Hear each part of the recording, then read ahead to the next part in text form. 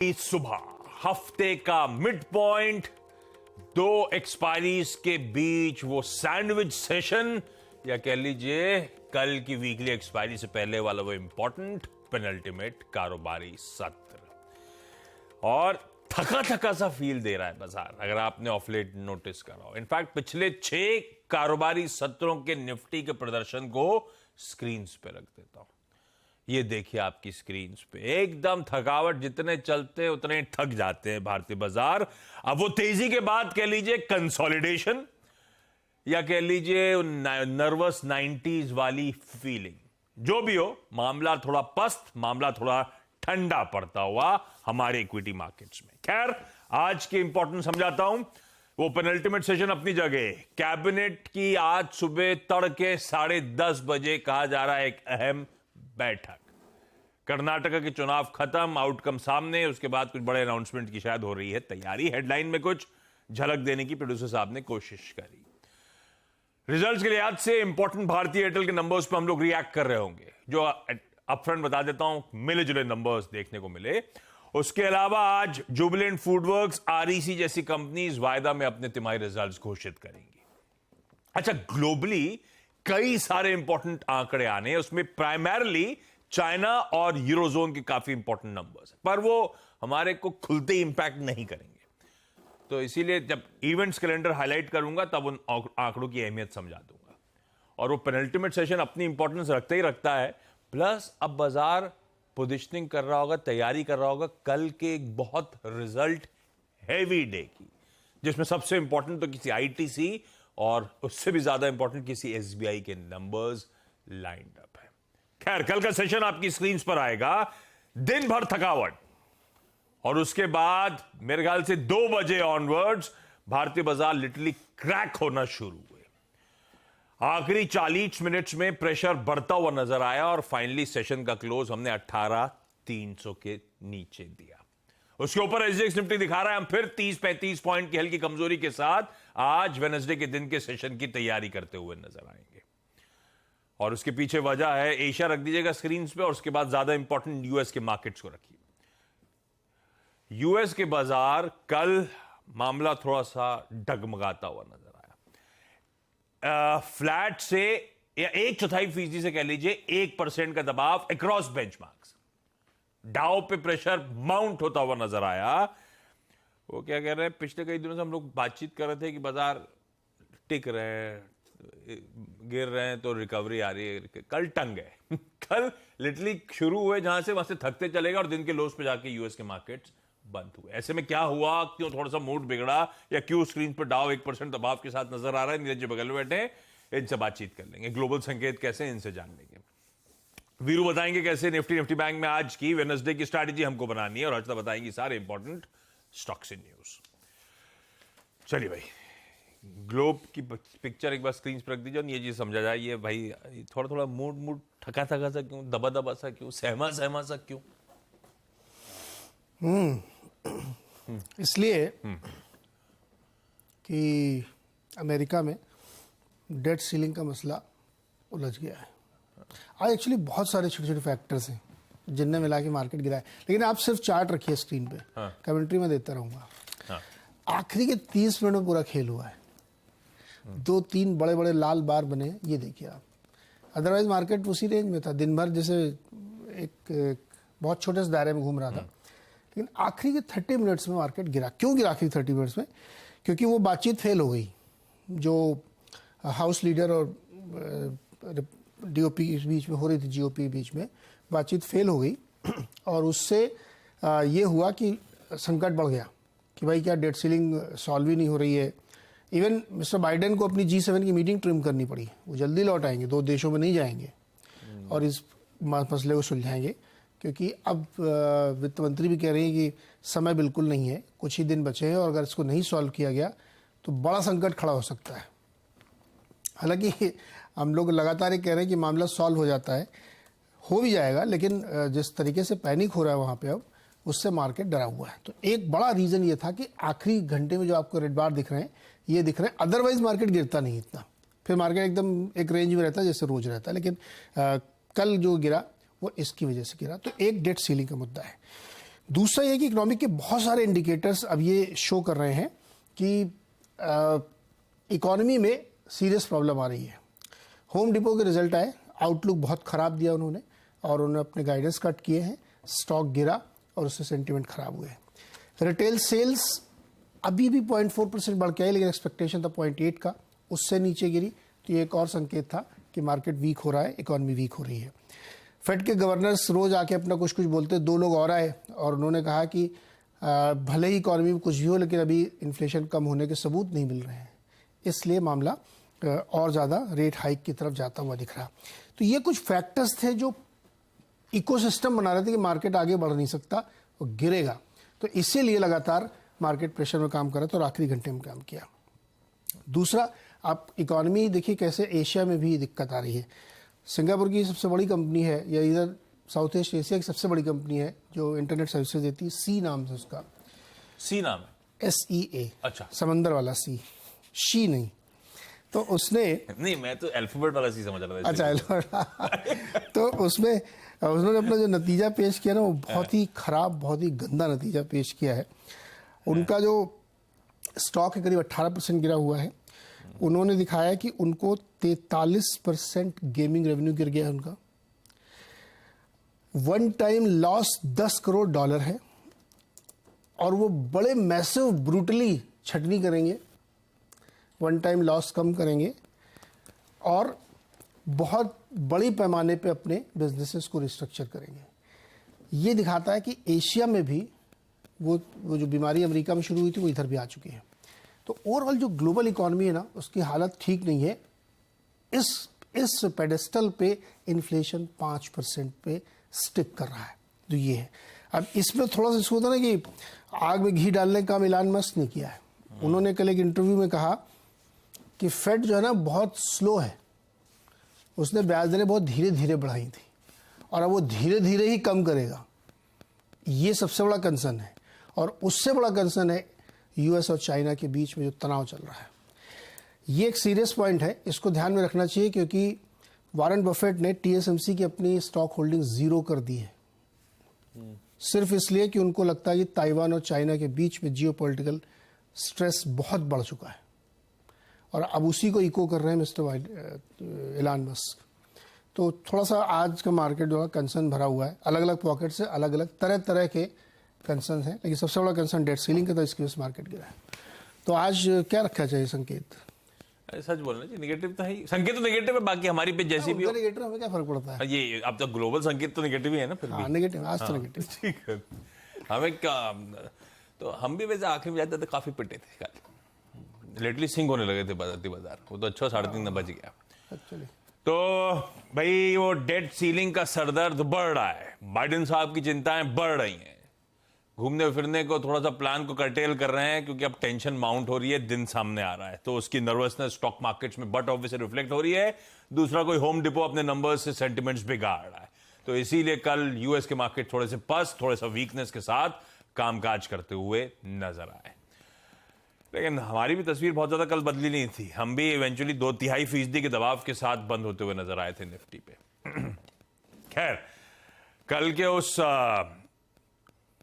और उसमें सिर्फ फाइनेंशियल निफ्टी को ब्लेम नहीं कर सकते क्योंकि एंड में तो कुछ हैवीवेट स्टॉक्स दरअसल करेक्ट हो रहे थे जो कि एक्स ऑफ फिन निफ्टी के स्टॉक्स थे। तो ऐसा नहीं कि एक्सपायरी रिलेटेड ओवरहैंग हो, ये वो कुछ जेन्युइनली स्टॉक्स प्रेशर में आए थे। ऐसे में वीरू क्या करा जाए, कैसे अप्रोच किया जाए मार्केट्स को? ठीक है, HDFC ट्विंस तो कल एक्स डिविडेंड थे, लेकिन वो एक्स डिविडेंड सुबह ही इंपैक्ट आ गया था। उसके बाद सेकंड हाफ का जो प्रेशर था HDFC ट्विंस उसके लिए रिस्पॉन्सिबल नहीं थे, वो भी आ गए थे दबाव में साथ में सबके। थोड़ा सा एक्सेसिव वाइप आउट हुए सिस्टम से कल। वो 18 350 450 के जोन्स को हम जाके रीटेस्ट करते हैं लेकिन उसको ब्रीच नहीं, उसको पार नहीं कर पा रहे। क्या अप्रोच रखूं आज वेडनेसडे के दिन हमारे D-1 वाले सेशन में? गुड मॉर्निंग आशीष। देखिए, कल दो चीजें हुई आशीष। हाँ। RS1 exactly dot. कल का अगर आप इंटरडे निफ्टी का हाई देखें, वो क्या था? निफ्टी का हाई करीब 18,432। मैंने पॉइंट मेंशन किया था, फ्रेश तेजी तभी करेंगे जब 436 का जोन बाइसेक्ट होगा। 32 हाई था, लेकिन डिप्स को बाय करना है। बट कल एक चीज हुई, हाँ, बेस 1 वॉलेट हो गया और कल पुल बैक का ट्रेड नहीं मिला। दो चीजें हुई, यानी एक बहुत दिनों बाद RS1 क्रॉस नहीं हुआ इंटरडे में और बेस 1 वॉलेट हो गया। क्लोजिंग के वक्त थोड़े दिग्गज स्टॉक फ्यूचर्स में प्रेशर था और उसका स्क्रीन पर आप देखें प्रेशर क्लियरली विजिबल था। क्या अप्रोच करें? देखिए आशीष, अभी मैं शॉर्ट के बारे में इसलिए नहीं सोच रहा था और ना सोच रहा हूं आज फॉर द डे, क्योंकि पिछले कुछ सेशन में अगर आप निफ्टी के चार्ट्स की रीडिंग करें, जब हम इंट्राडे में या फिर 4-5 दिन में एक ओवरबॉट ट्रेजेक्टरी चले जाते हैं तो निफ्टी अपने आप को करेक्ट करके, निफ्टी बैंक अपने आप को करेक्ट करके एक 10 डे की ट्रेजेक्टरी में आके रेस्ट लेने की कोशिश करता है। और अभी भी हमारे दोनों इंडेक्सेस निफ्टी और Nifty bank, forget 20 day, even ये 10 डे के ऊपर ट्रेड कर रहे हैं। तो अभी मैं इसलिए शॉर्ट का तर्क नहीं लेके आ रहा हूं। पहले कल के इंस्टीट्यूशनल फिगर्स को देखते हैं। मैं आज बहुत ज्यादा ट्रेड लेने की जल्दबाजी में नहीं हूं आशीष। जब पहला बेस वॉलेट हो जाए बहुत दिनों बाद, RS1 क्रॉस ना हो, तो थोड़ा सा बैकफुट पे आइए, सोचिए, उसके बाद री एंटर करेंगे ट्रेड के बारे में। कल के इंस्टीट्यूशनल फिगर्स को देखिए। FIs की बैंक तो कैश में जारी है, इसमें कोई राय नहीं है, और कल भी उनकी तरफ से कैश कमिटमेंट्स थे। लेकिन DIs की सेलिंग थी, अच्छी खासी सेलिंग थी, 886 करोड़ रुपए की। FIs ने इंडेक्स शॉर्ट किया, उससे कोई दिक्कत नहीं है, वो लॉन्ग के अगेंस्ट उनकी अगर आप देखें इंडेक्स शॉर्ट बनेगी ही।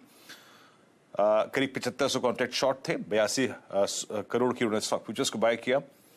इंडेक्स ऑप्शंस में एक चीज हुई कि पुट लॉन्ग भी कटी और कुछ शॉर्ट पुट भी कटी, 1,50,000 शॉर्ट पुट भी कटी। दैट्स अगर आप देखें थोड़ा कंसर्निंग है। शॉर्ट पुट बाजार का एक बेस होता है, एक समर्थन होता है, एक सपोर्ट होता है, उसका कम होना थोड़ा दिक्कत का सबब है। और कल कॉल शॉर्ट हुई है आशीष, कल कॉल शॉर्ट हुई है 1 लाख के क्वांटम में, तो वो थोड़ा सा अगर आप देखें परेशान करने वाला डेटा है। मेरी अप्रोच क्या रहेगी? देखिए अभी भी आशीष, जो हमने कल सुबह बात की थी कि इस वीकली कॉन्ट्रैक्ट के सबसे 2 दिग्गज कॉल राइटर्स हैं, 18,400, 18,500, करीब करीब यहां पे 2.25 करोड़ का आउटस्टैंडिंग वाई हो गया है। और अगर आप इसमें 18,300 भी सम्मिलित कर लें तो लगभग आप समझ लीजिएगा कि 3.25 करोड़ का आउटस्टैंडिंग वाई। That's huge. और नीचे कल 18,200 का पुट राइटर हल्का सा एग्जिट ले रहा था और इवन 18,000 का पुट राइटर एग्जिट ले रहा था। मेरी अप्रोच क्या होगी? देखिए निफ्टी के लिए 2 इंपॉर्टेंट लेवल हैं। एक है 18,264, बेस 1 लेके आइए डायरेक्टर साहब। बहुत एग्रेसिव ट्रेडर्स क्या कर सकते हैं? 18,264 वॉलेट हुआ, this is 10 day exponential moving average for Nifty, तो थोड़ा प्रेशर टुवर्ड्स 210 के लिए बन सकता है। 210 हमारा अल्टीमेट ऑप्शन बेस है आशीष। मेरे ख्याल से एग्रेसिव ट्रेडर एक शॉर्ट ले सकते हैं, लेकिन मैं अगर ट्रेड लेना होता तो मैं तब तक शॉर्ट नहीं करूंगा जब तक कि बेस 1 डिसाइसिवली वॉलेट होके इसके नीचे क्लोज नहीं मिल रहा है। तो अगर वो वॉलेट होता है तो हम पॉसिबली 20 डे की तरफ जाएंगे, दैट इज प्लेस्ड एट 18,064, क्योंकि ग्लोबल मार्केट्स भी बहुत अच्छे नहीं है। तो ये निफ्टी का डाउन साइड प्रोजेक्शन है। पेन आएगा 210 के नीचे, 200 के नीचे, जो कि हमारा ऑप्शन बेस है, और 264 है हमारा 10 डे एक्सपोनेंशियल मूविंग एवरेज। तो ऐसे अप्रोच करूंगा यहां पे शॉर्ट ट्रेड को। और याद रखिएगा बेस 1 अगर वॉलेट नहीं हो रहा है तो हमारा एक ट्रेड वही होगा बाय ऑन डिप्स का, लेकिन उस ट्रेड का एग्जिट जोन होगा RS1 आशीष। वो आता है करीब करीब वही 18,400 का जो कॉल राइटर है उसका क्लस्टर, और वो आपकी स्क्रीन पे है 18,333, 373 एंड स्पेशली 373, 413 के जोन में अपने लॉन्ग ट्रेड्स को लिक्विडेट कर लें। इससे ऊपर का अगर आप देखिए बाजार अभी नहीं है। निफ्टी बैंक में एक इवेंट है Ashish, and that's State Bank of India.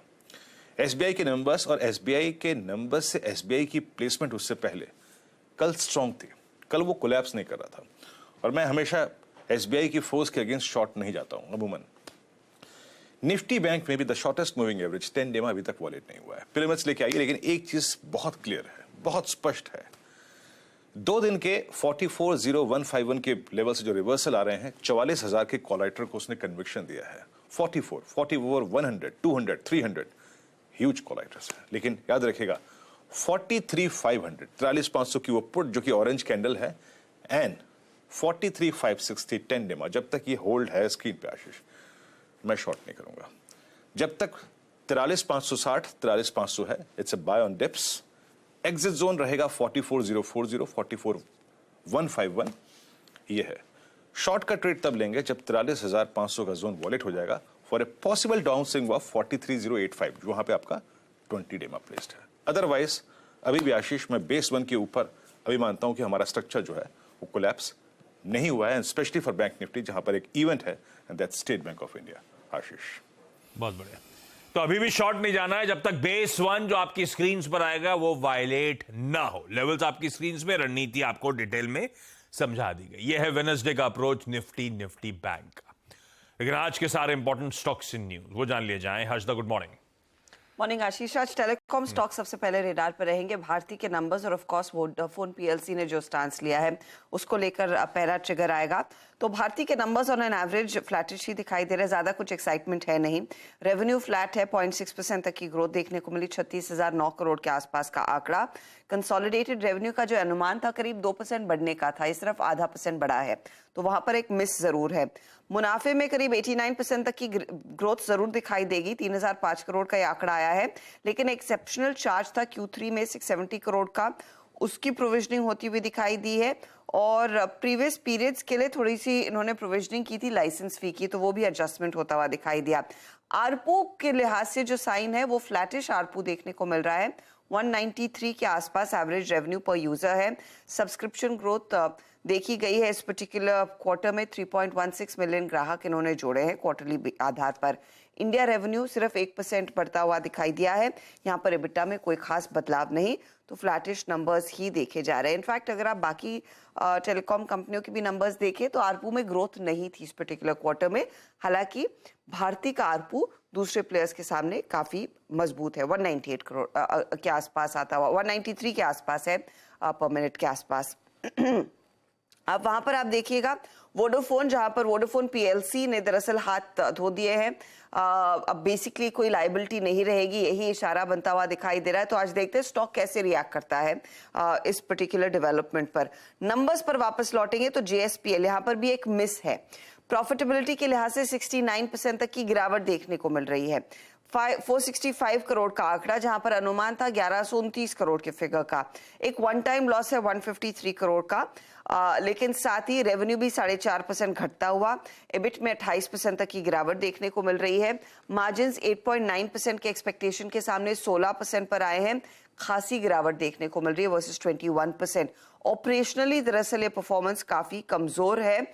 Higher iron और कॉस्ट का कुछ इम्पैक्ट बनता हुआ दिखाई दिया है, डिस्पाइट द फैक्ट कि कोल कॉस्ट कुछ कम होते हुए दिखाई दिए थे। एक पर्टिकुलर प्लांट DRI वाला भी बंद था, तो उसका भी कुछ ना कुछ असर बनता हुआ दिखाई दिया है। EBITDA पर टन भी आप देखिएगा, जो एक्सपेक्टेड था 12,270 करोड़ के आसपास आएगा, वो 10,700 करोड़ 700 रुपए प्रति टन, आई बेग योर पार्डन, के आसपास आया है। तो नंबर्स फीके हैं या फिर खराब साइड पर है JSPL के।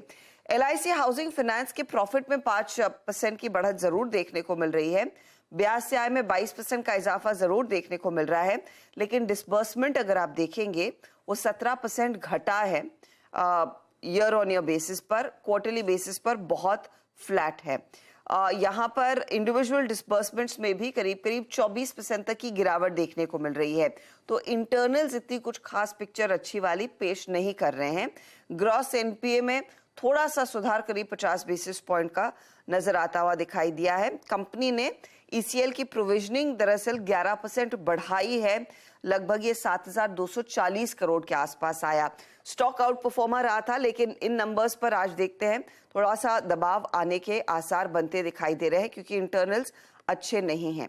जो अच्छे इंटरनल्स हैं वो ओबरॉय रियल्टी के हैं, जहां पर मुनाफा 480 करोड़ पर आया, रेवेन्यू में 17% का इजाफा, एबिट में 5% तक की ग्रोथ है और मार्जिन 38% के आसपास आते हुए दिखाई दिए हैं। कंपनी ने तैयारी की है 1500 करोड़ NCDs या फिर प्राइवेट प्लेसमेंट पर रेस करने की। तो ये नंबर्स होंगे जो रेडार पर रहेंगे। इसके अलावा जैसे आप मेंशन भी कर रहे थे हेडलाइंस में, हमारी एक्सक्लूसिव अपडेट कि EV 2 व्हीलर्स पर एक नया सब्सिडी का फॉर्मूला लगता हुआ दिखाई देगा, जो 1 जून से लागू होगा। अब सब्सिडी 10,000 किलोवाट तक मिलती हुई दिखाई देगी, जो पहले 15,000 किलोवाट के आसपास मिल रही थी। तो टू व्हीलर प्लेयर्स में हीरो हो, बजाज हो, TVS हो, ग्रीव्स कॉटन हो, ये सारे स्टॉक्स आप रेडार पर रखेंगे आज। तो ये फिलहाल कुछ खबरें हैं जिस पर आज नजरें रहेंगी। ओके, रखिए इन तमाम स्टॉक्स को अपने रडार पे। बहुत डिटेल में जो दिल्ली से खबरें आ रही हैं या फिर स्टॉक्स न्यूज है, उनकी चर्चा होगी 8 बजे के शो में आगे। आज का इवेंट्स कैलेंडर सबसे इंपॉर्टेंट तो फिर आज सुबह 10:30 बजे वो कैबिनेट की अहम बैठक, जिसमें IT हार्डवेयर के लिए शायद एक PLI स्कीम ऐसा हमारे दिल्ली का ब्यूरो पिक करता हुआ। देखते हैं क्या अनाउंसमेंट्स आते हैं। रिजल्ट रिएक्शन भारतीय एयरटेल का, बहुत मिले जुले नंबर्स जो हर्षद ने हाईलाइट कर रखे हैं। निफ्टी का आज कोई रिजल्ट नहीं है, रेस्ट डे, कल की इंपॉर्टेंट अर्निंग्स डे से पहले सिर्फ वायदा के 2 इंपॉर्टेंट नंबर्स जुबिलेंट फूडवर्क्स और पीएफसी, बाकी सॉरी आरईसी, जुबिलेंट फूडवर्क्स और आरईसी। कैश मार्केट के नंबर्स छोड़ देता हूं। जो ग्लोबल इंपॉर्टेंट डेटा है उसमें जापान का जीडीपी और इंडस्ट्रियल प्रोडक्शन के नंबर्स आ जाने, Q1 जीडीपी उनका भी आएगा। चाइना के हाउस प्राइसेस, यूके के कार रजिस्ट्रेशंस, यूरोजोन का इन्फ्लेशन का नंबर आ जाना है, यूएस के हाउसिंग स्टार्ट्स, बिल्डिंग परमिट्स और क्रूड ऑयल इन्वेंटरीज के नंबर्स आ जाने, पर ये ओपनिंग पे इंपैक्ट नहीं करेंगे, दिन के दौरान नंबर्स आने शुरू होंगे। स्पाइस जेट, उसको रडार पे रखेंगे। वो इंसॉल्वेंसी केस पे एनसीएलटी आज सुनवाई करेगा। एयरक्राफ्ट लेसर जो है एयर कैसल, उसने non payment of dues, unpaid dues के चलते एनसीएलटी का दरवाजा खटखटाया था ताकि इस कंपनी के against corporate insolvency resolution process की शुरुआत की जा सके। तो ये आज हियरिंग है। सुप्रीम कोर्ट में अडानी हिंडनबर्ग मामले की आज फिर सुनवाई है और आज वो सेबी के एप्लीकेशन 6 मंथ एक्सटेंशन जो मांगा था प्रोब को कंप्लीट करने के लिए, उस पर विचार विमर्श होगा। यूक्रेन क्राइसिस, बीच में काफी एस्केलेशन हुआ है रशिया यूक्रेन वाले वॉर में। खैर, चाइना का जो स्पेशल रिप्रेजेंटेटिव है वो यूक्रेन पहुंच रहे हैं या पहुंच गए हैं, वो पॉलिटिकल सेटलमेंट वॉर का वो डिस्कस करने के लिए। देखते हैं क्या निकल के आता है। नमस्ते टेस्ला करके मैंने डाला था। टेस्ला के एग्जीक्यूटिव्स आज भारत के ऑफिशियल्स के आज और कल थर्सडे को मुलाकात करने जा रहे हैं। भाई प्रोक्योरमेंट, लोकल प्रोक्योरमेंट पार्ट्स का और अदर इश्यूज हैं कई सारे जिसपे टेस्ला के, दिखती तो अच्छी है यार ये गाड़ी, है ना। ट्विटर को बर्बाद कर दिया लेकिन टेस्ला तो अच्छी लगती है। नहीं, वापस चले गए। कहाँ चले गए? अब टेस्ला में चले गए ना, वापस चले गए। सीईओ बना दिया किसी और को। टेक्नोलॉजी ऑफिसर बने रहेंगे। गाइडेंस और मैम पता नहीं कितना कंट्रोल दिखा पाएंगी। खैर, आज वर्ल्ड टेलीकम्युनिकेशंस डे है। उससे याद आया, आज वैसे कल अनवेल कर दी गई है, आज से अगर आपका मोबाइल फोन गुम गया है तो आप उसको ट्रैक कर सकते हो, उसको ब्लॉक कर सकते हो। गुम गया हो, चोरी हो गया हो तो संचार साथी.gov.in, कल इस पोर्टल का इनॉग्रेशन आज से कमीशन कर दी गई है, हो गई होगी। हालांकि कल मैंने नंबर डाल के देखा था, मेरे नंबर में नाम मेरे उस पर तो एक ही दिखा रहा है। मुझे याद पड़ता एक और सिम हुआ करता था मेरा पुराना, एक वो नहीं दिखा रहा। ठीक है, अपडेट आज से हुआ तो शायद आज अपडेट हो जाए, पर उसमें कहा था दिल्ली मुंबई में टेस्ट ड्राइव हो चुकी है, इसलिए मैंने कल चेक करा था। आज वैसे बाजार थोड़ा सा गोते खा रहा है तो ध्यान रखिएगा। आज वर्ल्ड हाइपरटेंशन डे भी है, इसलिए ध्यान रखना है। और उसमें भी आज इस बार की थीम पता है आपको क्या है? ब्लड प्रेशर एक्यूरेटली मॉनिटर करना, कंट्रोल करना, ताकि आप लंबा जी सके। थोड़ा सा एड्रेनलिन रश रहता है बाजार को लेकर, तो आप लोग भी अपना थोड़ा ध्यान रखा करिए। अच्छा, एक गाड़ी की इमेज के साथ छोड़ा जाता हूं, अच्छी लग रही है वैसे। इलेक्ट्रिक मोबिलिटी स्टार्टअप मैटर अपनी एरा इलेक्ट्रिक मोटरसाइकिल की प्री बुकिंग की शुरुआत कर रहा है आज से। 25 शहरों में ये first geared electric motor bike है इस देश की। यार दिख तो अच्छी रही, देसी स्टार्टअप है, एकदम वैसे रही है, स्टडी सी। जल लग रहा है इसको, पता नहीं कैसी होगी, बाकी तो भगवान जाने। मैंने कहा इमेज अच्छी दिखा दी जाए। इसके साथ साथ एक काम करा जाए, ब्रेक लेने का समय, ब्रेक के उस पर लौटूंगा तो आज की कमोडिटी, आज की करेंसी मार्केट्स की top strategies.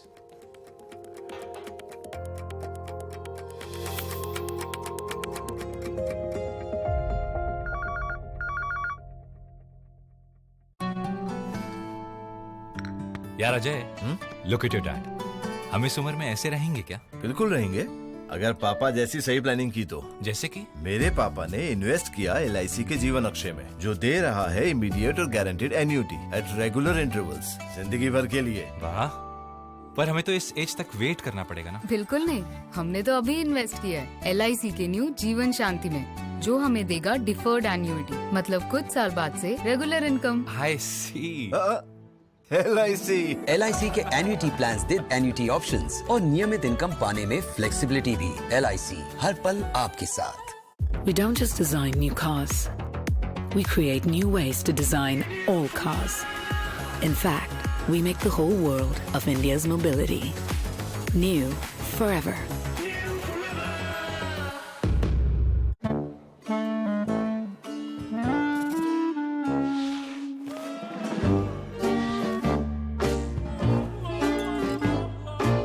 When your number gets shared, you get unwanted calls. Buy motor insurance on PhonePe. We keep your number private, always. Save up to rupees 12,000 on car insurance on PhonePe.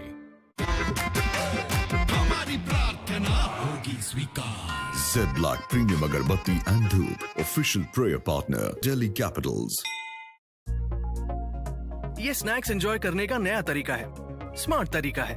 पर आपको पता है और क्या smart है? Investing on angel one, zero brokerage and full convenience. अब तो मैं सिर्फ फूड शेयर करता हूँ, ब्रोकरेज नहीं। Investments in securities markets are subject to market risks. Read all the related documents carefully before investing. जब भी मैं ठंडा खाती थी, जैसे कि आइसक्रीम, मुझे एक झंझनाहट सी महसूस होती थी। ये बढ़ती जा रही थी ये प्रॉब्लम। पहले ठंडे से शुरू हुई, फिर गर्म खाने से हो रही थी। तब जाके मैंने डेंटिस्ट को दिखाया। उन्होंने कहा कि आप सेंसोडाइन यूज कीजिए। अब मुझे फ्रिज से कुछ ठंडा निकाल के खाना हो तो मुझे दोबारा सोचना नहीं पड़ता है। As India makes strides towards sustainability, Tata Power and News 18 Network launched a unique movement that empowered India to make meaningful change. Sustainable is attainable, a path-breaking initiative with the aim of bringing people together to spark conversations around sustainability, demystifying futuristic technology to enable our society and industry to make meaningful change, to spread ideas that will reduce our burden on natural resources and build a society and a world where the environment can flourish. Join us at the Sia Fest, 17th May, New Delhi on News 18 Network. Chhotu, come time में ज्यादा काम कर लेगा। ऊंची चढ़ाई पर भारी load कर लेगा। कम फ्यूल में मीलों का सफर कर लेगा। आ गई है नई सुपर कैरी, ज्यादा पावर, बेहतर सेफ्टी और माइलेज के साथ मेरी सुपर पावर। नई Maruti Suzuki super carry with super power.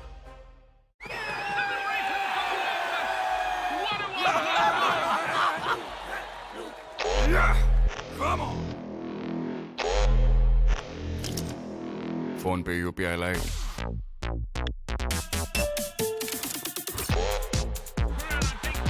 Crazy fast. Voltas का नया pure air adjustable AC with HEPA filter लाए साफ ठंडी हवा सीधे आपके घर, वो भी 6 एडजस्टेबल टनेज मोड्स में। तो हवा और सेविंग्स दोनों टन-टनाटन।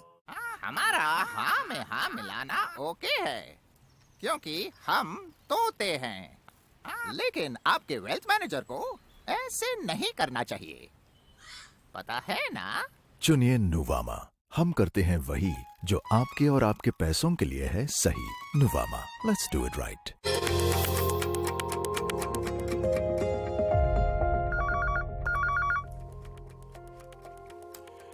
ब्रेक के बाद आपका स्वागत है। तब और आपकी सेकंड प्लेट आपकी स्क्रीन पर आ जाएगी। खैर, ये 3:30 बजे जहां छोड़ा था उसके सामने कहां खड़ी कमोडिटीज और बाकी वेरिएबल्स वो आपकी स्क्रीन पर है। कमोडिटी के मार्केट तो रात में देर तक ट्रेड करते हैं, तो काफी कुछ डाइजेस्ट ऑलरेडी हो जाता है और वैसे भी बहुत ज्यादा वेरिएशन नजर नहीं आएंगे कल और आज के बीच में। ऐसे में ट्रेड क्या बन रहा है?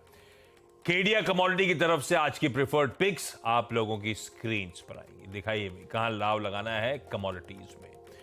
सोने का जून वायदा एमसीएक्स पर बेचिए 6750 के स्टॉप लॉस के साथ। कच्चे तेल के में वायदा में भी बिकवाली करने के मौके 5940 के स्टॉप लॉस के साथ। जाते जाते सुस्त एसजीएक्स निफ्टी के साथ छोड़े जाता हूं आपको। 30, 35, 40 पॉइंट के आसपास के दबाव के साथ शुरुआत होने के सिंगापुर से संकेत आते हुए। वैसे इस एसजीएक्स से याद आया, 3 जुलाई से हम इसको गिफ्ट निफ्टी कहेंगे। गिफ्ट निफ्टी, गिफ्ट निफ्टी अच्छा नाम सोचना था। जी गिफ्ट सिटी से मतलब गिफ्ट निफ्टी क्यों करना चाहिए था? हाँ, जी निफ्टी फिर भी अच्छा लगता। जी निफ्टी करना सही रहा। गिफ्ट निफ्टी के साथ छोड़े जाते हैं आपको। मॉर्निंग कॉल में इतना ही। ब्रेक के उस पार सीधा सौदा। नमस्कार।